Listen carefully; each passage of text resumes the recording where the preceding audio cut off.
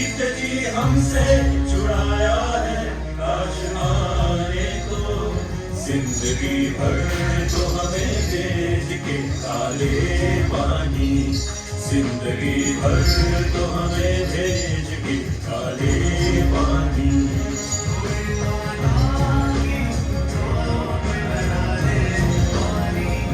कोई माता की पीतों पे न डाले पानी जिंदगी भर तो हमें भेज के काले पानी जिंदगी भर तो हमें भेज के काले पानी जिंदगी भर तो हमें भेज के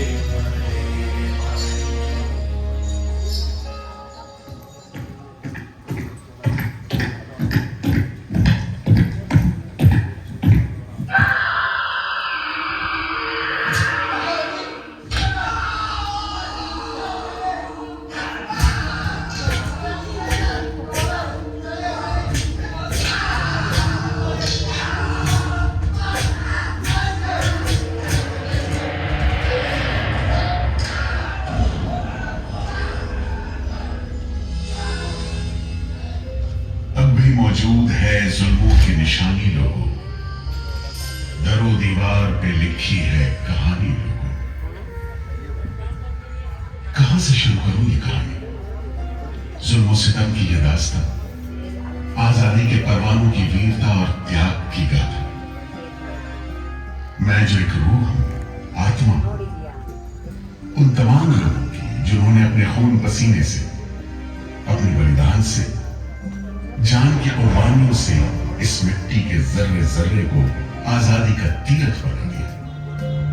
मैं गवाह हूं उस जुल्म का जो यहां आदम के बेटों ने आदम के बेटों पर बेरहमी से ढाया। सदियों से मैं इसी जगह मौजूद हूं।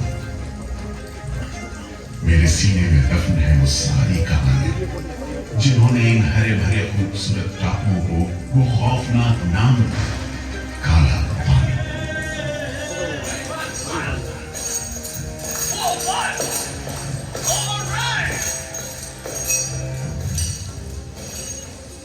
तो वहीं से शुरू करते, उसी हरियाली से जो कैद करने वालों के जुल्म और कैदियों के खून पसीने से बेदाग थी।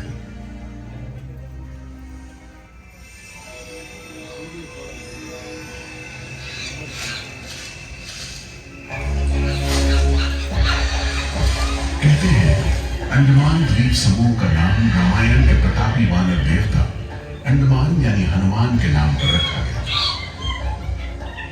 पुराने जमाने से यह कहानी चली आती है कि जब राम ने लंका पर चढ़ाई करने की योजना बनाई थी तो पहले इन्हीं टापुओं से धावा मारने की सोची थी, लेकिन बाद में इरादा बदलकर धनुषकोटि से हमला किया। इतिहास और पुराण में अंडमान द्वीप समूह इसी सिलसिले में याद किया जाता रहा है। उन्हें दूसरी शताब्दी के रोमन भूगोल शास्त्री टॉमी ने इन टापुओं को दुनिया के पहले नक्शे में जगह दी और नाम रखा एग्डियो, एक ग्रीक गॉड एगैमेम्नॉन के नाम पर, जो भाग्य का प्रतीक है। इन टापुओं की तरफ लोगों का आना शुरू हुआ। धर्म प्रचारक, लुटेरे, बागी, मल्ला, किस्मत आजमाने को निकले जहाजी, हर तरह के लोग यहां आते रहे। 18वीं सदी के अंत में ईस्ट इंडिया कंपनी ने इन टापुओं पर एक बस्ती कायम करने की कोशिश की और यहां लेफ्टिनेंट आर्चिबाल्ड ब्लेयर को भेजा, मगर कोशिश नाकाम रही और अगले 60-70 बरस तक किसी ने इन टापुओं की सुन नहीं ली।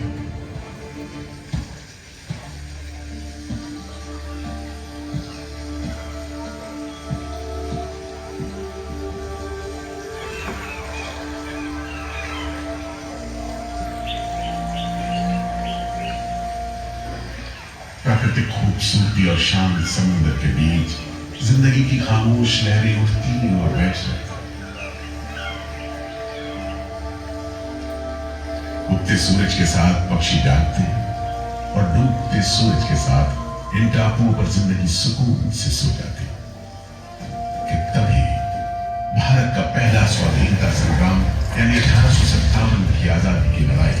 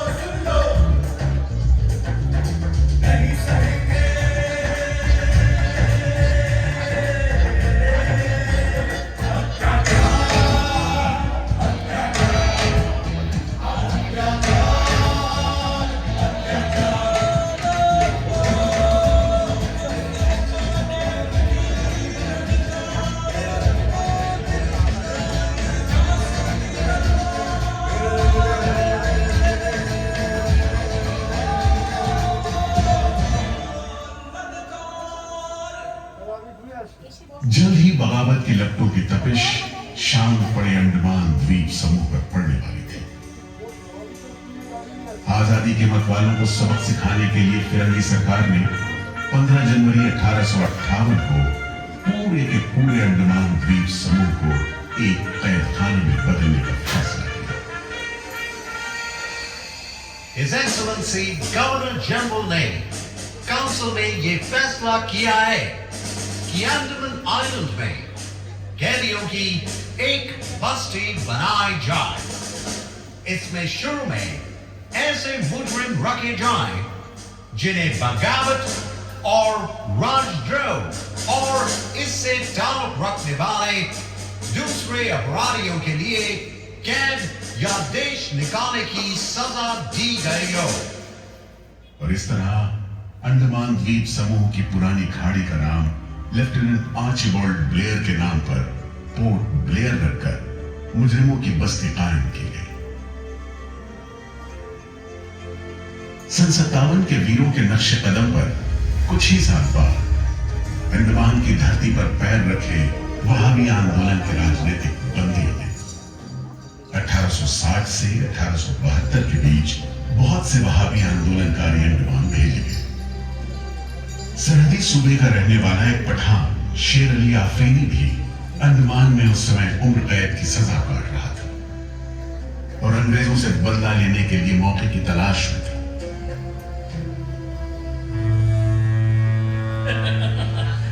शेर अली, तुम इस भीड़ भाड़ में कैसे? ओए, हम सुना है फिरंगी का लाट साहब इधर आता है। हम भी देखने आया है जुल्म करने वाले का सरदार कैसा दिखता है।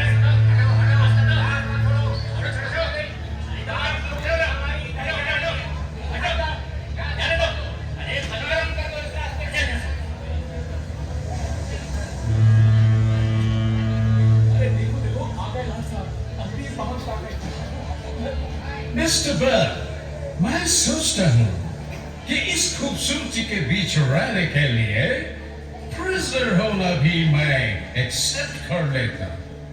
Yes, indeed.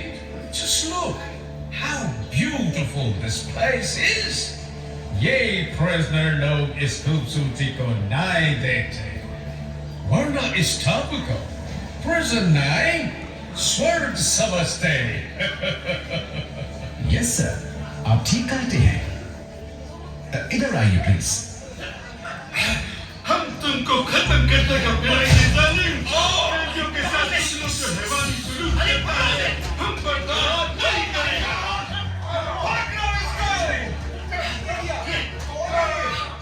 शेर अली है, सजा याफ्ता कैदी, सजा में रियायत पाकर नाई की दुकान जलाता है। जैसा कि होना था, शेर अली को फांसी हो गई।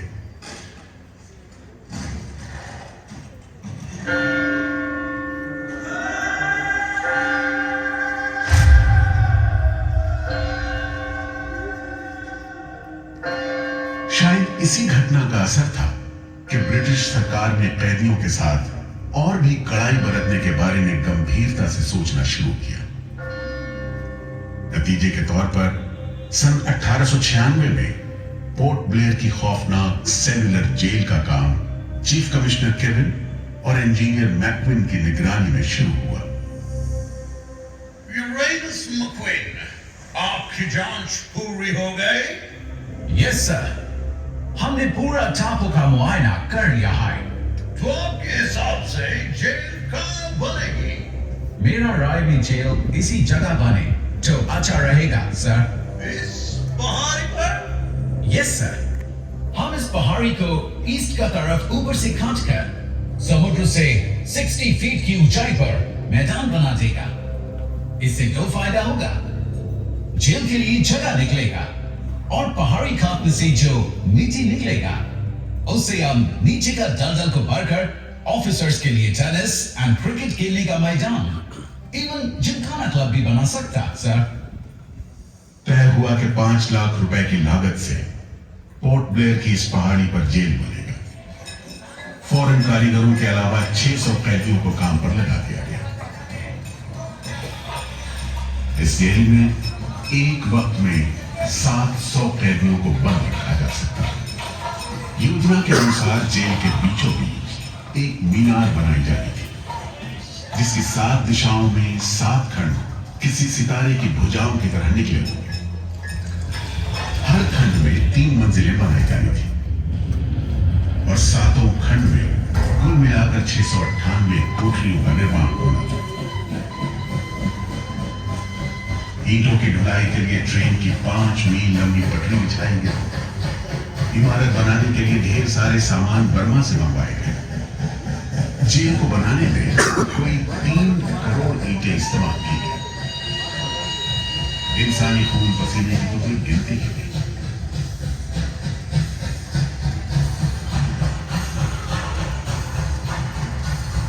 सुबह दोपहर शाम रात कोड़े चलते रहे और काम होता रहा।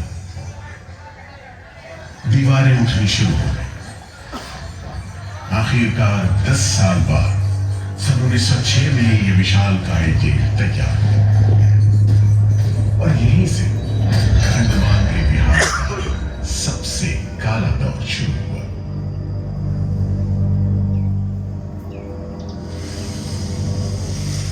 हाँ, सच कहते हो। आज भी उस दौर को याद करके झुरझुरी सी हो जाती है। मैं पुराना पीपल का पेड़ जेल खाना बनने के इस लंबे अरसे में हर रोज अपनी जान की खैर मनाता रहा, क्योंकि इस पहाड़ी पर उगे हुए घने जंगल साफ करने के दौरान बहुत से लोग थे जिनका ख्याल था कि मुझे भी और पेड़ों की तरह काट गिराया जाना चाहिए, लेकिन मैं बच निकला। मेरी किस्मत में शायद खड़ा रहकर इस जेल में होने वाली यातनाएं देखना लिखा था। हर एक कैदी जेल के फाटक के भीतर आकर मेरी डालियों के नीचे से ही निकला है।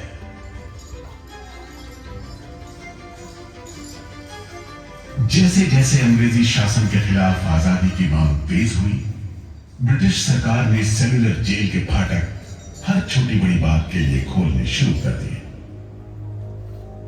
किसी ने पर्चा निकाला तो अंडमान जेल, किसी ने लेख लिखा तो अंडमान जेल। लेकिन जब आजादी की लौ दिल में जल रही हो तो लोगों को कब तक रोका जा सकता है? 20वीं सदी शुरू होते होते फिरंगी सरकार के खिलाफ जंग में तेजी आ गई। अलीपुर षड्यंत्र कांड, चटगांव डकैती कांड, काकोरी कांड, लाहौरी बम कांड, मोपला विद्रोह, नासिक षड्यंत्र, कितने मामले गिनवाए, ये सूची लंबी है। लिहाजा एक नए किस्म के अभियुक्तों ने अंडमान की सेलुलर जेल में कदम रखा। ये नई किस्म थी क्रांतिकारियों की। क्या शानदार लोग थे। मस्ती में झूमते, गीत गाते जेल में कदम रख रहे थे, मानो जेल नहीं मंदिर जा रहे हो। आजादी के ये परवाने देश के कोने कोने से आए थे। सरफरोशी की तमन्ना अब हमारे दिल में है, देखना है जोर कितना बाजुए का दिल में है। वक्त आने दे, बता देंगे मुझे आसमां, हम अभी से क्या बताएं, क्या हमारे दिल में है। सोहन सिंह भटना हाजिर। मोतीलाल वर्मा हाजिर। पंडित परमानंद शास्त्री हाजिर है। बटुकेश्वर दत्त हाजिर। सचेंद्र नाथ सान्याल हाजिर। उल्लासकर दत्त हाजिर। पृथ्वी सिंह आजाद, पृथ्वी सिंह आजाद हाजिर। हर आदमी के दिल में स्वाधीनता की लौ जल रही थी। इस जोत को बुझाने का काम ब्रिटिश सरकार ने जिस अफसर को सौंपा वो था सेलुलर जेल का जेलर डेविड बेरी। जमादार। जी हुजूर। जी हुजूर। नया कैदी लोग आया। जी सरकार, सभी लाइन से खड़े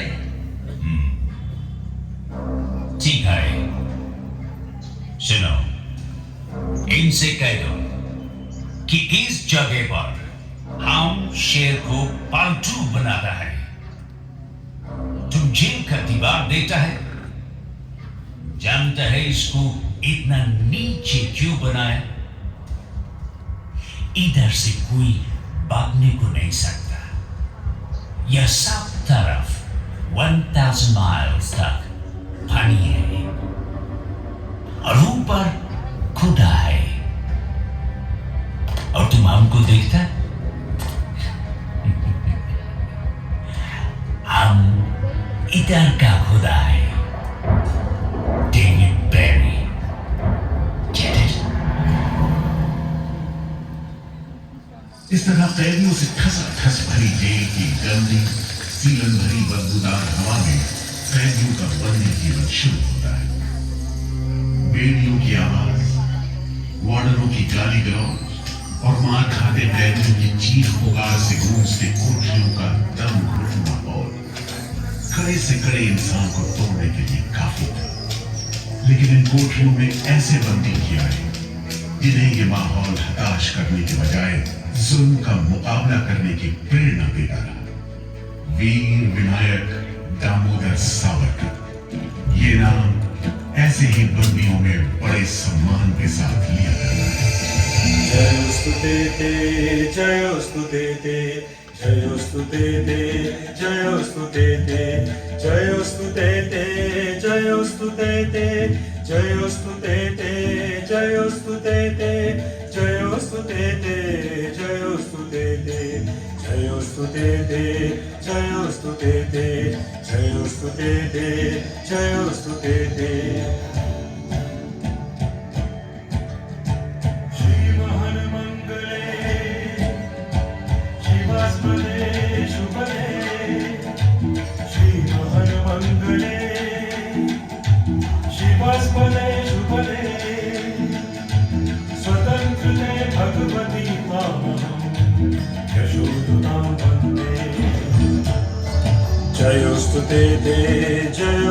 जयोस्तु ते जयोस्तु ते जयोस्तु ते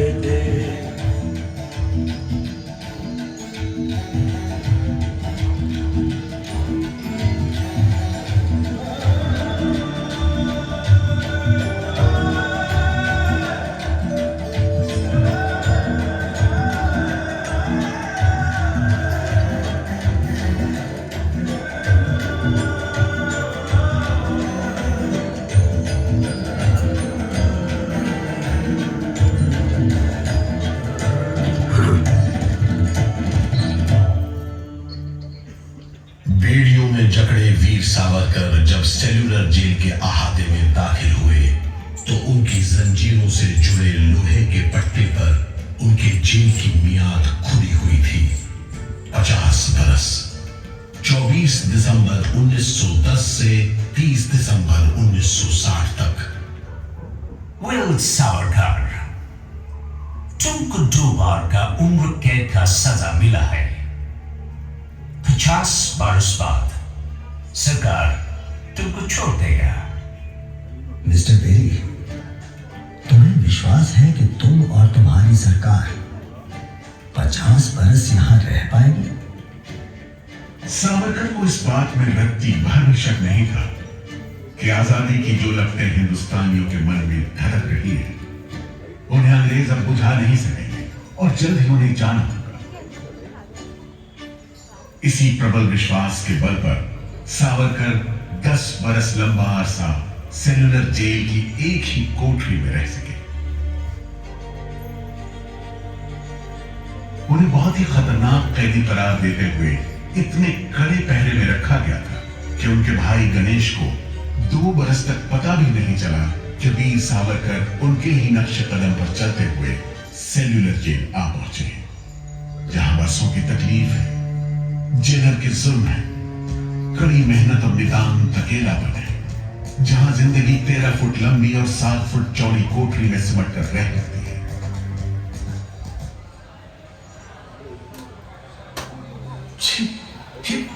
ये कैसा करती खाना है? चावल में कंकर है, सब्जी में रेत है, दाल में कीड़े।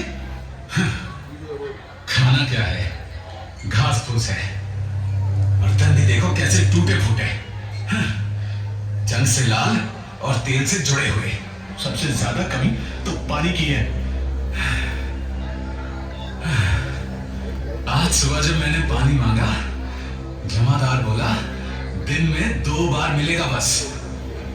अरे पीने लायक होता तो बात था, इतनी बास मारता है कि नाक बंद करके पीना पड़ता है। कैसे खा सकते? कैदियों को गाली देना या पीटना मामूली बात थी, चाहे वो खा रहे हों या काम कर रहे हों। और काम न सिर्फ मुश्किल था बल्कि उसका कोटा भी तय था। 7 में से 4 खंडों की कोठरियों में तेल निकालने के उपकरण लगे थे।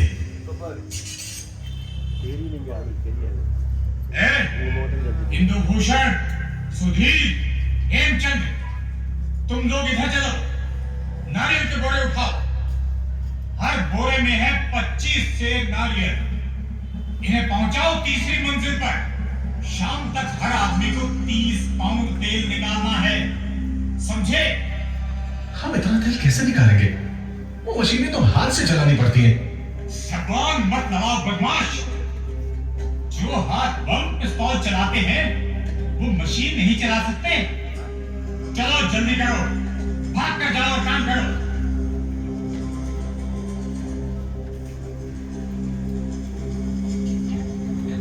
मेरा बात ध्यान से सुनो।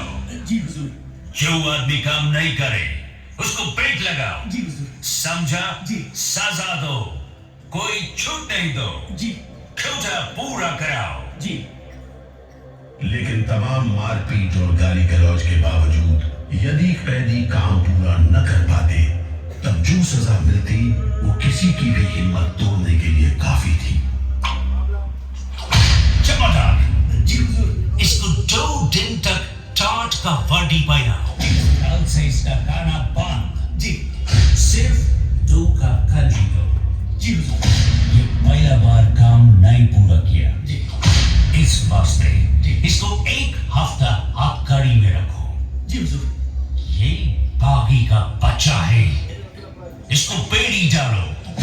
इसको भी बेड़ी डालो 6 महीने तक। जी हुजूर। तुम अब तक 5 बार काम का कोटा पूरा नहीं किया, हम तुमको इस बदमाशी का मजा चखाएगा।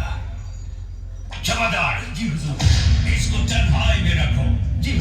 Solitary confinement. जी। कोठरी में काम दो। जी। और इसको ब्रेक लगाओ। और मारो, और मारो। नारे बोलेगा। बोल नारे। बोल। बोल नारे। बोल। बोल नारे। जितनी ताकत है बोल नारे।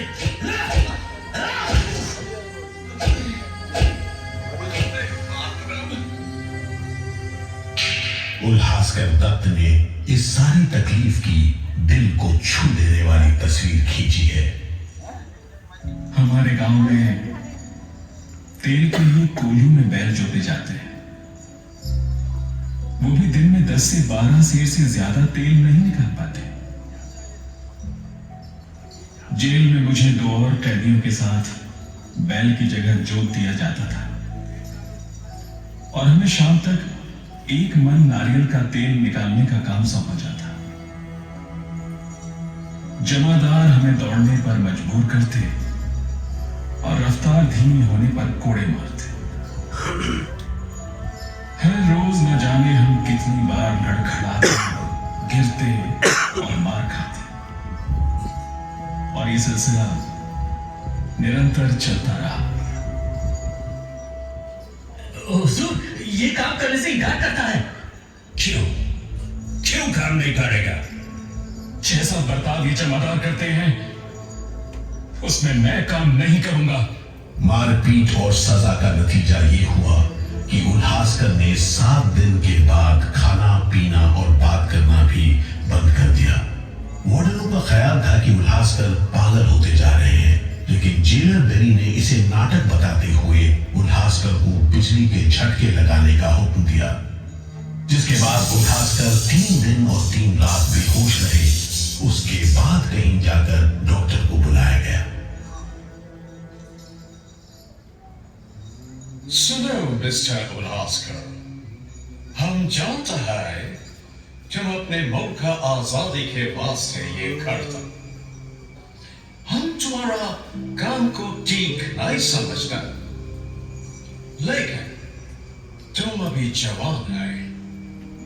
एक दिन अपना सजा पूरा करके वापस अपना मुल्क जाएगा, तब अपना हाथ से जान क्यों लेता?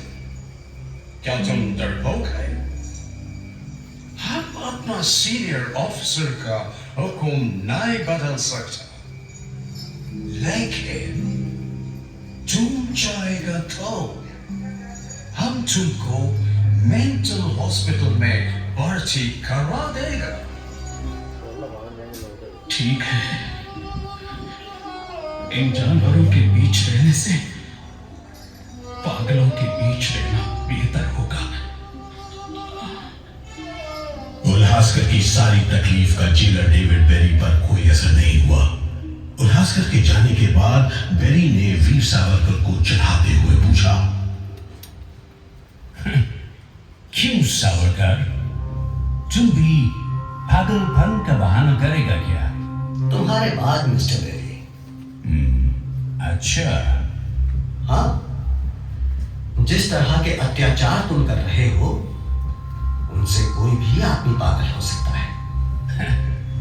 रहने दो ये सब बात सावरकर, तुम अच्छी तरह जानता है उल्लासकर पागल नहीं है, बहाना खाता है। मिस्टर बेरी, अगर तुम सोचते हो कि उल्लास बहाना कर रहा था तब तुम पहले ही पागल हो चुके हो। ये सब अत्याचार बंद करो, वरना हमारे पास स्ट्राइक के अलावा कोई रास्ता नहीं बचेगा। छूट नहीं, रियायत नहीं, छूट नहीं, रियायत नहीं। हमारी मांगे पूरी करो, पूरी करो। इन्कलाब जिंदाबाद, इन्कलाब जिंदाबाद। बंदियों को छोड़ दो, बंदियों को छोड़ दो। और इस तरह कैदियों ने अपना आखिरी हथियार इस्तेमाल करना शुरू किया। हड़तालों का एक लंबा सिलसिला चल पड़ा, मगर ऐसे मामलों से जेलर बेरी और उसके अमले के रवैये में कोई खास फर्क नहीं पड़ा। कुल मिलाकर सेलुलर जेल के कैदी तकलीफ और बदसलूकी के बीच अपने दिन गुजारते रहे।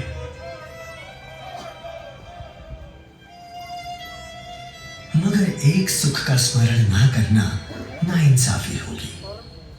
वो सुख था बुलबुलों की चहक, उनका मधुर स्वर, उनके झुंड कल कल करते नारियल के टुकड़ों पर टूट पड़ते। गंभीर विचारों से मुक्ति पाने के लिए मैं मन को बलपूर्वक इन बुलबुलों की चहक में लगाए रखता। मैं अपनी भाषा उन्हें सिखाने में असमर्थ था। यदि सिखा पाता तो मैं उन्हें देश प्रेम के गीत सिखा देता, ताकि अगर कोई मेरी कोठरी खोजता हुआ आए तो लोग कहें कि जिसके सामने बुलबुल देश प्रेम के गीत गा रही हो वही सावरकर की कोठरी है। एक बार में 3 कैदियों को फांसी पर लटका दिया जाता। दिल दहला देने वाली चीखें निकलती, जेल का घंटा खनखना उठता, जेल की मीनार पर लगी बत्ती जलती बुझती रहती और 8 मील दूर तक खड़े जहाजों तक खबर पहुंच जाती कि फिर से कुछ कैदियों को फांसी पर लटका दिया गया है। 12 मई 1933 को कैदियों ने फिर भूख हड़ताल का सहारा लिया। भूख हड़ताल करने वालों में सरदार भगत सिंह के बहादुर साथी महावीर सिंह भी शामिल थे। हड़ताल के 5वें दिन जब कैदियों को जबरदस्ती खुराक दी जाने लगी तो महावीर सिंह ने ताकतवर विरोध किया। जालिमों,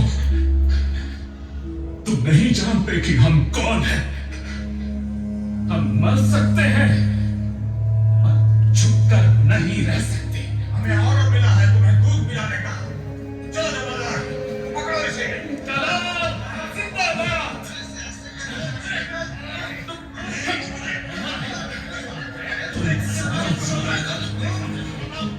हम जबरदस्ती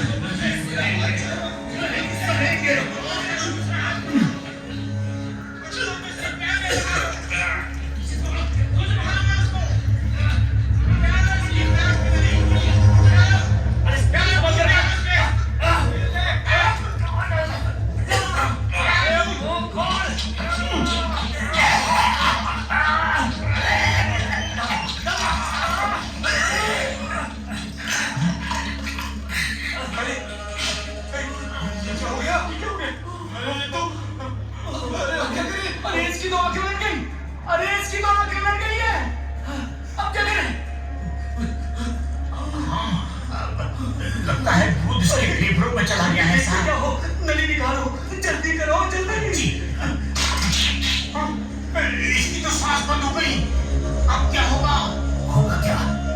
लाश को गुपचुप ठिकाने लगा दो, किसी को कान कान खबर ना हो।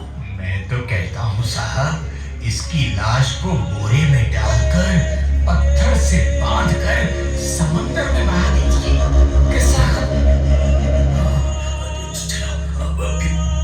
ऐसा ही करो, झटपट ले जाओ, झटपट ले जाओ। लेकिन ये खबर छिपी नहीं रह सकी। जब लोगों को पता चला तो देश भर में विरोध की भीषण लहर फैल गई।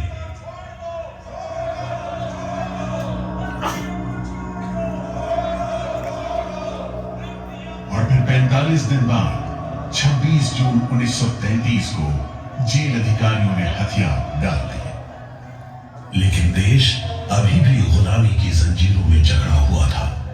इन्हीं हालात में सन 1937 के संवैधानिक सुधार लागू किए गए और कांग्रेस ने अनेक प्रांतों में मंत्रिमंडल कायम किए। स्वाधीनता की तरफ बढ़ते कदमों में तेजी लाने के लिए अंडमान के सेलुलर जेल के बंदियों ने भी आवाज बुलंद की।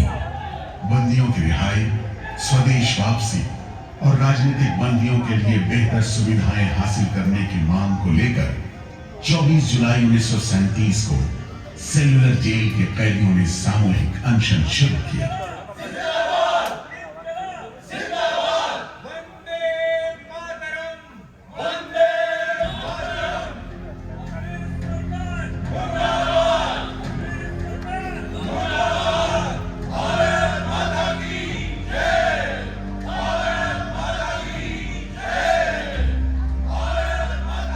इस भूख हड़ताल का असर पूरे देश पर पड़ा। जगह जगह कैदियों के समर्थन में आंदोलन होने लगे। सारे देश के राजनीतिक बंदियों ने अनशन शुरू कर दिया।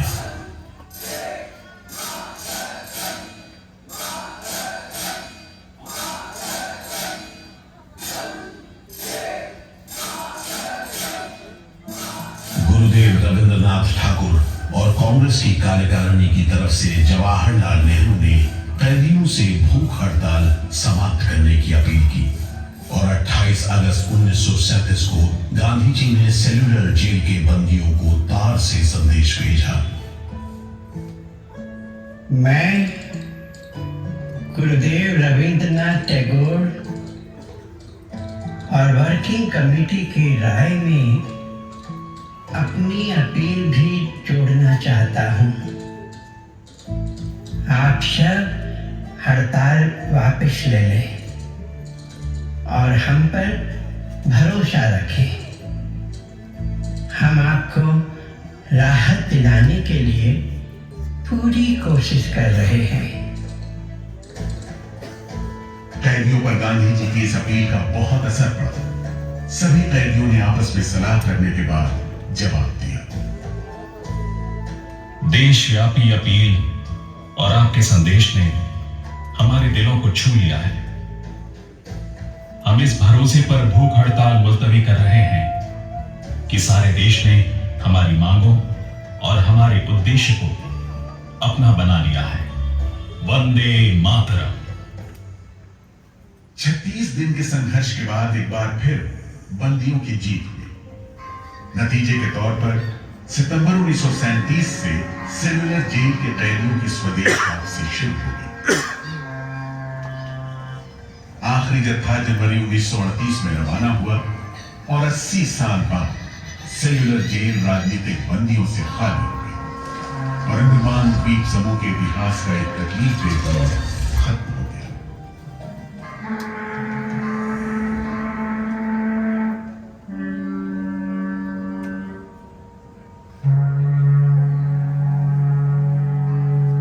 मगर एक और जालिम दौर शुरू होने वाला था। 1939 में दूसरा विश्व युद्ध शुरू हुआ और 1942 में जापानियों ने अंडमान पर कब्जा कर लिया।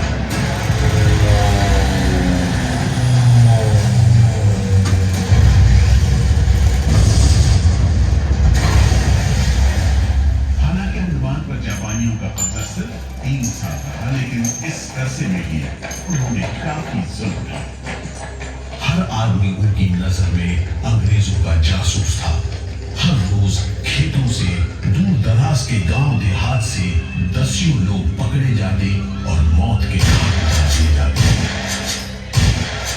बहुत से लोग तो खाने की कमी के कारण जहाज पर लादकर दूर समंदर में फेंक दिए गए।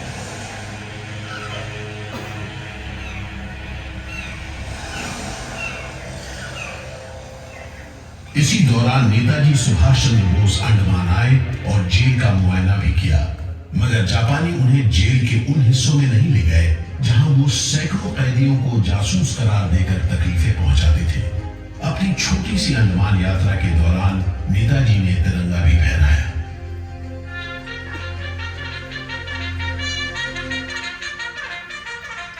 अगस्त 1945 में दूसरा महायुद्ध समाप्त हुआ और 3 साल 6 महीने 15 दिन के कब्जे के बाद अक्टूबर 1945 में अंडमान की जापानी छावनी में अंग्रेजों के आगे हथियार डाल दिए।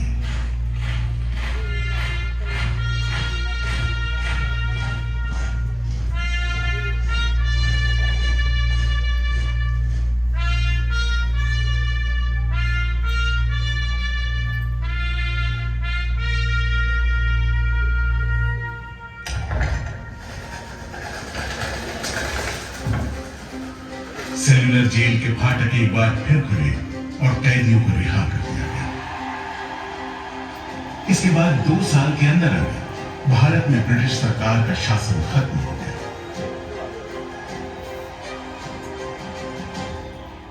अंडमान द्वीप समूह अब काला पानी के खौफनाक नाम से नहीं जाना जाता, लेकिन ये सारी तकलीफें जो आजादी के प्रेमियों ने यहां झेली, वो सारी कुर्बानियां जो देशभक्त वीरों ने यहां दी, आज भी देशवासियों के दिलो दिमाग पर छपी हुई है।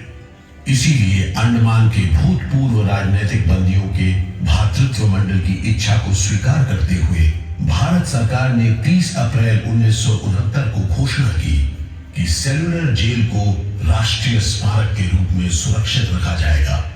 भारत की आजादी के दीवानों ने जो अमानवीय यातनाएं इस कारागार में सही, ताकि भारतवर्ष आजादी की उन्मुक्त हवाओं में सांस ले सके, उन बलिदानों को आने वाली पीढ़ियां भूल नहीं पाएंगी।